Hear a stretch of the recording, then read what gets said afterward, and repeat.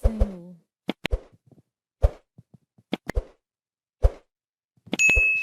Muito bem, caríssimos irmãos e irmãs, também que nos acompanham nas redes sociais.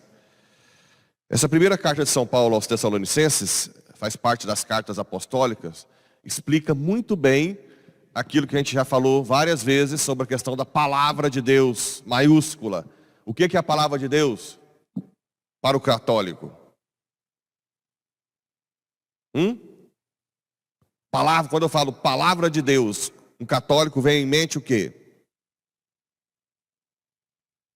Alguém falou. Jesus Cristo, que envolve toda a tradição da igreja, e dentro da tradição, a Bíblia, parte da tradição, chamada tradição escrita. Lembra que eu falei que quando morreu Paulo e Pedro, não tinha nenhum livro escrito do Novo Testamento? Aliás, do Evangelho, do Novo tinha a carta aos Tessalonicenses, claro que tinha do Novo, porque Paulo escreveu as cartas dele, né? Mas nenhum Evangelho escrito. O primeiro Evangelho disse que é o Evangelho de Marcos. Então lembra, a autoridade da igreja nasce na tradição oral, que é o tesão maiúsculo de tradição. Dentro da tradição, alguns escreveram a Bíblia, palavra de Deus escrita. Não pode tirar isso de mente, porque para o protestante existe a Bíblia como se fosse cair do céu de zíper. Lembra também que ninguém carregava a Bíblia? Até o ano 1400 e tanto, porque não tinha impressão. Tinha só nas bibliotecas ou nas sinagogas em rótulos. Estão lembrados? Quem tem missa, quem vem aqui sempre, eu sempre estou falando disso, né? Olha só. Então aqui São Paulo fala que ele sempre vai lá, ajuda, e diz o seguinte: por isso agradecemos sem cessar, por vós terdes acolhido a pregação da palavra de Deus, não como palavra humana, mas como aquilo que de fato é, palavra de Deus. Se pegar o texto, a primeira palavra está mais minúsculo, e a segunda, maiúsculo, palavra. Ora, ele não está falando da Bíblia. Certo? Eu reforço isso para o católico, porque perdeu-se muito a confiança na igreja. Né? Assim como perdeu-se. Quando alguém fala, eu não concordo com o padre, eu vou na missa, mas não concordo com tudo. Isso cheira ignorância. Porque a pessoa que é católica, ela não tem que concordar comigo, tem que saber, mas o que o padre fala é o que a igreja diz, ponto. Porque isso vem da tradição da igreja. É entender, padre, onde está o que o senhor fala? Me mostra no documento, no catecismo, porque eu não estou engolindo muito não. Não, está aqui, ó. A tradição da igreja, mesmo que não esteja na Bíblia, como por exemplo a Assunção de Nossa Senhora, Imaculada Conceição e assim por diante, certo? As cartas apostólicas são as mais fortes, por isso que o Lutero deixou essas cartas mais de lado, porque é aqui que fala bem da questão da tradição da igreja, né? Que produzindo efeito em vós abraçastes a fé. E no Evangelho, o que Jesus está condenando? Dupla vida, hipocrisia. Se tem uma coisa, o povo acha que o que irrita Deus é o pecado da pessoa sozinha. Não, só. Eu falei que o pecado pode levar a pessoa a humildade, conversão e santidade. O que irrita Deus grandemente é a dupla vida, hipocrisia. Falar uma coisa e viver outra. Isso tira ele do sério. Imagina se fosse hoje eu falando, Ai de vós, mestres da lei, fariseus e hipócritas, vós sois como sepulcros caiados, por fora parecem belos. Isso acontece mais com sacerdotes, né? Que tem que vestir e pregar, e depois na vida pessoal, né? É verdade. Porque para o leigo, essa interface não é tão dramática, né? Mesmo que eu tenha uma vida dupla, eu tenho que vestir como sacerdote, celebrar. Então, é mais radical no sacerdote. Por isso, o povo tem que rezar pelo sacerdote, para não ter vida dupla. Vocês viram o bispo que foi afastado em Rio Preto? Estava na internet com um jovem. Como é que você vai ter um bispo desse de bispo? Não tem jeito mais, né? E hoje é muito fácil. O padre vai para uma casa fechado, sozinho. Imagina se estiver carente, com a internet conectada. Vocês estão escandalizados? Não? Pode acontecer, não pode? Hã? Não é. Não viva um mundo de país, o Bob e Alice no País das Maravilhas, né? Ontem até o povo me pegou de orelha e fez eu sentar para rezar para mim. Tem que ser firme, o povo tem que estar em combate para o padre. Porque se um sacerdote cai, quem é de igreja fortemente, talvez não, mas uma massa escandaliza e sai da igreja. Ou não? Os que não têm ainda, os que têm aquela visão de padre um pouco pueril, cai, aí a fé, né? Então, a vida dupla é terrível. Terrível.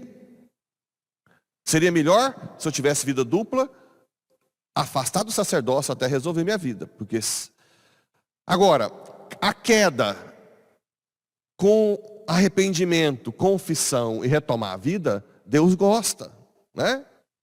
Deus tira um bem, você te dá mais graça para você não cair de novo. Mas para isso é preciso da chamada unidade de vida. Ter uma vida. Bater no peito. Eu errei, eu caí, eu preciso da sua ajuda.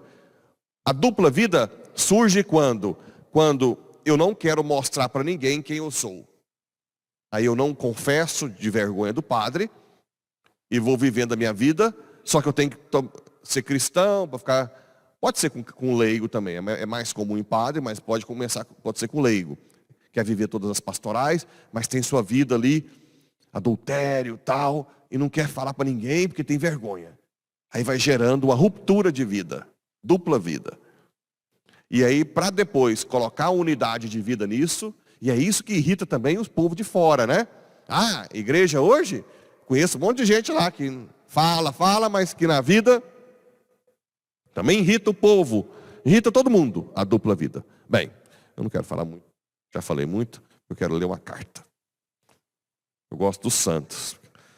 Ficar ouvindo o comedor de piqui. Vamos à carta de São Luís IX ao seu filho quando estava morrendo. Esses santos são top. Filho dileto, começo por querer ensinar-te a amar o Senhor. Ele estava morrendo. Teu Deus. O filho dele é Filipe III. Eu não vi se o filho virou santo, mas deve ter virado, é possível. O amar o Senhor, teu Deus, com todo o teu coração, com todas as tuas forças, pois sem isto não há salvação. Primeiro parágrafo. Filho, deves evitar tudo quanto sabes desagradar a Deus. Quer dizer, todo pecado mortal. De tal forma, que prefira ser atormentado por toda sorte de martírios a cometer um pecado mortal. Arrepio, ó. Ademais, se o Senhor permitir que te advenha alguma tribulação, deves suportá-la com serenidade e ação de graças. Considera suceder tal coisa em teu proveito e que talvez a tenhas merecido. Além disto, se o Senhor te conceder a prosperidade, tens de agradecer-lhe humildemente, tomando cuidado para que nesta circunstância não te tornes pior, por vanglória ou outro modo qualquer, porque não deves ir contra Deus ou ofendê-lo valendo-te dos seus dons. Se ele te der prosperidade, agradece, mas cuidado para não se tornar pior por vanglória. Ouve com boa disposição e piedade o ofício da igreja, e enquanto estiveres no templo, cuides de não vagueares os olhos ao redor, de não falar sem necessidades, mas roga ao Senhor devotamente, quer pelos lábios, quer pela meditação do coração. Guarda o coração compassivo para com os pobres, infelizes e aflitos. E quando puderes, auxilia-os e consola-os. Por todos os benefícios que te foram dados por Deus, rende-lhe graças para te tornares digno de receber maiores. A gratidão. Em relação aos teus súditos, sê justo até o extremo da justiça, sem te desviares nem para a direita, nem para a esquerda. Põe-te sempre de preferência da parte do pobre, mais do que do rico, até estares bem certo da verdade. É um tratado de procura com empenho que todos os teus súditos sejam protegidos pela justiça e pela paz, principalmente as pessoas eclesiásticas e religiosas. Ser dedicado e obediente à nossa mãe, a Igreja Romana. Acabei de falar, né? Ser dedicado e obediente à nossa mãe, a Igreja Romana. E ao Sumo Pontífice, como pai espiritual, o Papa. Esforça-te por remover de teu país todo o pecado, sobretudo o da blasfêmia e da heresia. Último parágrafo.